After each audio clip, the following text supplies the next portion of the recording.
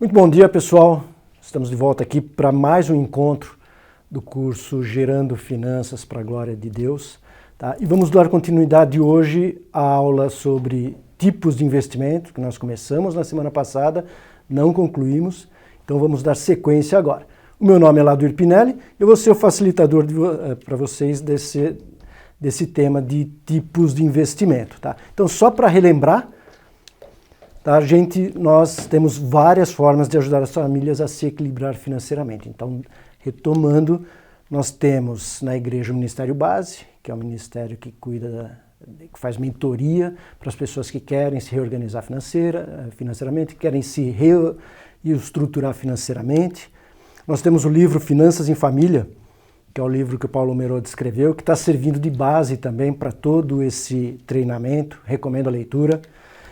Temos os grupos de WhatsApp também, onde vocês podem se inscrever, vocês podem procurar ajuda também através dos grupos de WhatsApp. Então, só dando uma relembrada na última aula, nós falamos sobre tipos de investimentos, mas falamos também sobre a necessidade de ajustar o tipo de investimento à finalidade do investimento.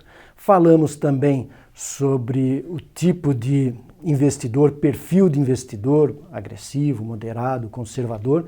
E hoje a gente vai dar sequência nos tipos de investimentos. E o primeiro tipo de investimento que a gente vai falar são ações. Tá? Então, o que vem a ser ação? A ação é a menor parte de uma empresa. Tá? Então, você pode comprar uma pequena parte de uma empresa que é negociada em bolsa de valores, a compra seria feita através de corretoras. Tá? É um investimento de risco, pode possibilitar altos retornos, mas também, como a gente já viu na aula passada, quanto maior a probabilidade de retorno, maior o risco. Aqui eu abro um parênteses, porque tem muita gente fazendo propaganda de cursos de trades, ensinando, dizendo que fazer trade é fácil, que você vai ficar rico. Gente, não tem milagre. Tá? Operar na bolsa com negociação de ações requer estudo, requer tempo de tela, requer conhecimento. Não caiam nessa armadilha de que fazer trade, de que negociar ações é fácil. Não é fácil. Tá? 99% das pessoas que começam sem estudar perdem dinheiro. Tá? Então não caiam nessa. Qual a rentabilidade das ações? Vai depender. Tá? Normalmente, teoricamente é fácil, né? Você compra ação em baixa e vende na alta. É simples. Né? Não é tão simples assim. Tá? A rentabilidade vai depender da valorização da ação. Tá? E essa ação é negociada em mercado, você pode ganhar, você pode perder, por isso que ela não é um investimento recomendado, por exemplo, para reserva de emergência. Porque para reserva de emergência, se você precisa sacar você pode precisar sacar no momento em que a ação está valendo menos do que quando você comprou e acabar perdendo dinheiro. Mas a rentabilidade, como a gente viu, pode ser alta, mas o risco também é alto.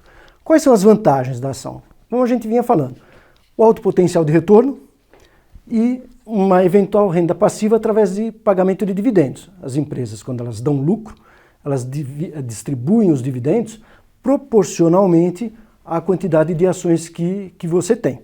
Tá? E quais seriam as desvantagens? Alto risco, não tem cobertura pelo Fundo Garantidor de Crédito. Tá? E, além de tudo, toda negociação que você faz, você paga uma pequena taxa para a corretora, tá? Que é uma taxa de administração e corretagem. Vai depender muito, o valor dessa taxa vai depender muito da corretora que você tiver conta. Imóveis.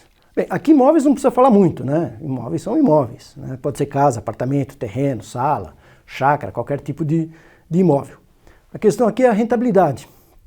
Tá? A rentabilidade vai depender muito da variação do mercado.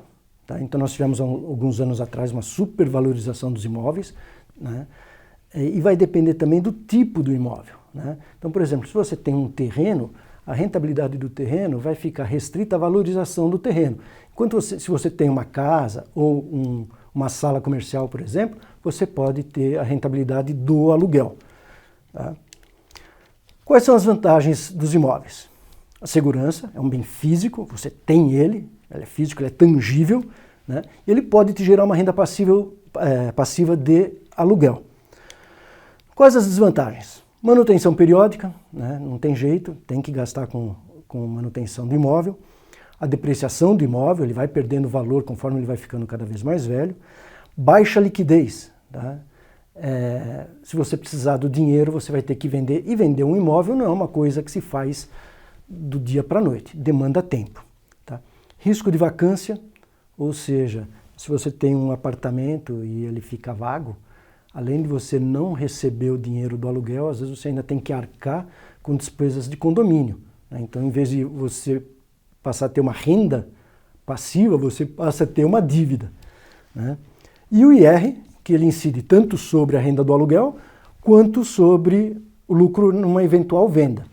Tá? Que, por sinal, é um valor bem pesado. Tá? Consórcio de imóveis. Tá? É uma modalidade de compra em grupo. Então, pessoas se reúnem em grupo para comprar determinados bens durante um determinado período de tempo. Então, por exemplo, pessoas se reúnem para comprar um imóvel, cada um compra uma cota e todo mês, através de sorteio ou de lance, o consorciado tem a oportunidade de adquirir o bem ou de conseguir o bem. Lógico que se você é sorteado, você tem o dinheiro para comprar o bem, mas isso não exime você de continuar pagando as parcelas. Tá? É sorteio, mas não é de graça. Tá? A rentabilidade, ela não existe, ela não tem uma rentabilidade definida. Tá? A vantagem do consórcio, a gente vai ver aqui, tá? É uma possibilidade de alavancagem financeira. Tá? Então, por exemplo, se você compra o consórcio, você é sorteado, você compra um apartamento, você pode pagar a parcela do consórcio com o rendimento de aluguel. É uma possibilidade. Tá? E não incide juros nas mensalidades, mas existe um reajuste da parcela conforme a evolução do preço do bem que você está comprando. As desvantagens. A liquidez não é imediata, tá? Ou seja, se você não tiver sorte no sorteio ou não der um lance, talvez você obtenha esse bem só lá na última parcela. Tá? Se você precisar parar de pagar, o dinheiro que você já pagou, ele não volta de imediato. Alguns consórcios só devolvem no final, outros fazem sorteio, né? Ou seja, não é um dinheiro que você dispõe de uma forma imediata. Né? E tem uma taxa de administração da própria administradora do consórcio, que cobra uma taxinha para administrar todo esse processo. Previdência privada. Tá? É uma alternativa de poupança. Tá? O principal objetivo dela é destinar, auxiliar na manutenção do poder aquisitivo quando você se aposenta. Pode ser um investimento? Pode, certo? Mas a principal característica da previdência privada é manter o poder aquisitivo quando você resolver parar de trabalhar no momento da sua aposentadoria, tá? Ou no momento em que você precisa parar de trabalhar, certo? Mas pode também ser uma alternativa de investimento, mas tem aí suas vantagens e desvantagens. Tá? Mas o objetivo básico é a complementação de renda. Qual a rentabilidade? Tá? Vai depender do tempo e do valor investido. Você pode fazer uma previdência privada por 10 anos, por 15 anos, por 20 anos, tá? E você pode fazer uma previdência privada com R$100, com R$200, com R$300, com R$1.000 por mês. A rentabilidade vai depender muito do tempo e do valor investido. Tá? E nesse plano de previdência privada, você pode optar por um perfil mais agressivo, que vai fazer um mix entre renda fixa e renda variável, como a gente já viu na aula passada, né? Ou mais conservador, que vai fazer um percentual maior só em renda fixa. Então a rentabilidade ela vai variar de plano para plano. Tá? Quais as vantagens do plano de previdência privada? A isenção de até 12% da renda anual tributável, então aquilo que você contribui para o plano de previdência privada, até 12% do total da sua renda tributável, ela é dedutível na sua declaração de ajuste do imposto de renda. Tá? Não tem come-cotas, acho que a gente não falou sobre come-cotas, mas o come-cotas é um mecanismo da Receita Federal para antecipar imposto de renda. Não tem o come-cotas. Tá? Existe a possibilidade de portabilidade, então você começa a fazer um plano de previdência em uma instituição de previdência privada, você pode migrar para outra instituição de previdência privada, e essa portabilidade é permitida e não tem custo nenhum. Tá? E aqui também uma vantagem muito interessante, que ela não entra em inventário no caso de falecimento do titular, ou seja, o plano de previdência ele é das pessoas que são definidas no plano como os beneficiários. Tá? Então, no caso de falecimento do titular, o dinheiro que está na previdência privada ela não entra em inventário, ela vai direto para o beneficiário definido. Quais as desvantagens? Ela não tem cobertura pelo fundo garantidor de crédito. A liquidez é a cada 60 dias, ou seja, se você precisar sacar, tá, você saca agora uma parte e a outro saque só daqui a 60 dias, ela não tem uma liquidez imediata. Tá?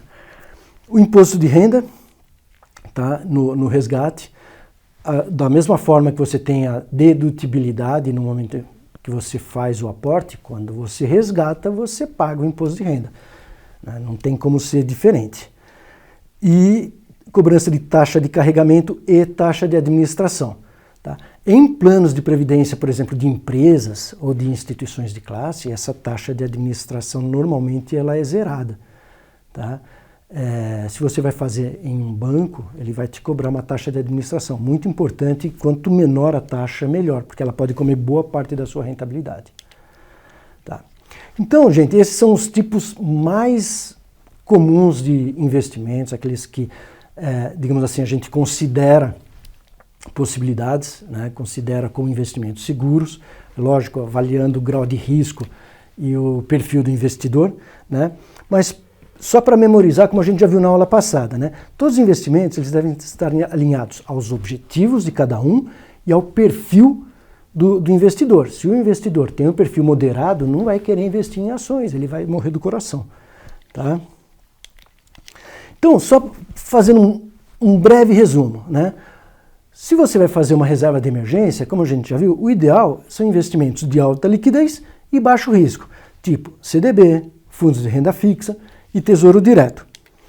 Se você vai investir para os seus sonhos, você já pode assumir ali um pouco mais de risco e já pode assumir um pouco mais de média liquidez, não precisa ser alguma coisa com liquidez tão imediata. Então você já pode partir para fundos de renda fixa, fundos de renda variável, fundos multimercado, como a gente já viu no passado, fundos cambiais e tesouro direto.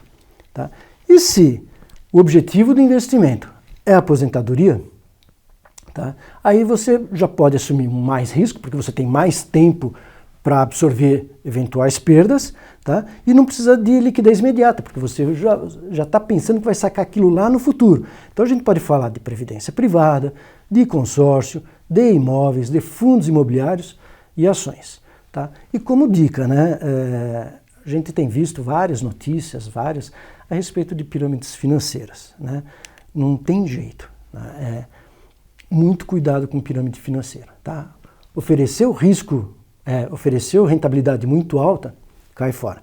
Tá?